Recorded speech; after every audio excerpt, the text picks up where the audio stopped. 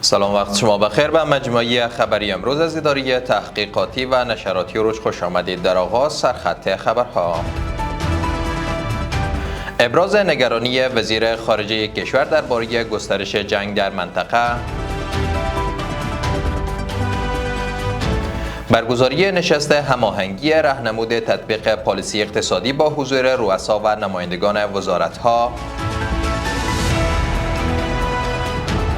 و استعفای وزیر نیروهای دریایی آمریکا.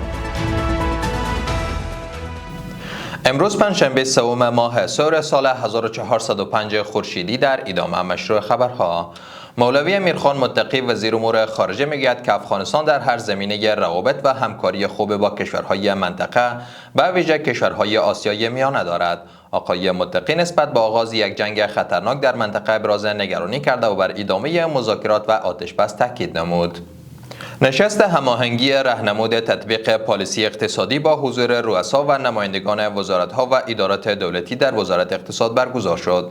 وزارت اقتصاد می‌گوید که این نشست به منظور ایجاد هماهنگی مؤثر، طرح مکانیزم‌های اجرایی و بهبود روند گزارش‌دهی از چگونگی تطبیق پالیسی اقتصادی برگزار شده است. در این نشست دکتر عبداللطیف نظری معین مسلکی وزارت اقتصاد بر اهمیت پالیسی اقتصادی در جهت‌دهی فعالیت‌های اقتصادی کشور و نقش هماهنگی میان ادارات دولتی تاکید کرده است.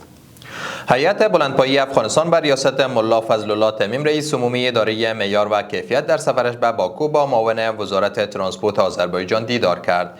در این دیدار پیرامون همکاری در زمینه تسهیلات ترانزیتی، تردد موتورهای باربری افغانستان و حمل و نقل مواد نفتی گفتگو شده است. طرف آذربایجان اطمینان داده است که در بخش‌های ترانزیتی و ترانسپورت با افغانستان تسهیلات لازم را فراهم خواهد کرد.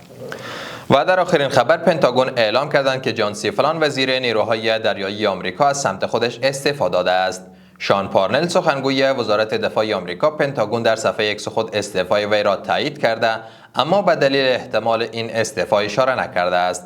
با گفته وی هانگ شاو معاون این وزارت وزیر جدید نیروی دریایی آمریکا شده است. جهان سپاس از توجه و همراهیتان. برای تازه ترین های افغانستان، منطقه و جهان ما را در شبکه‌های اجتماعی دنبال نمایید.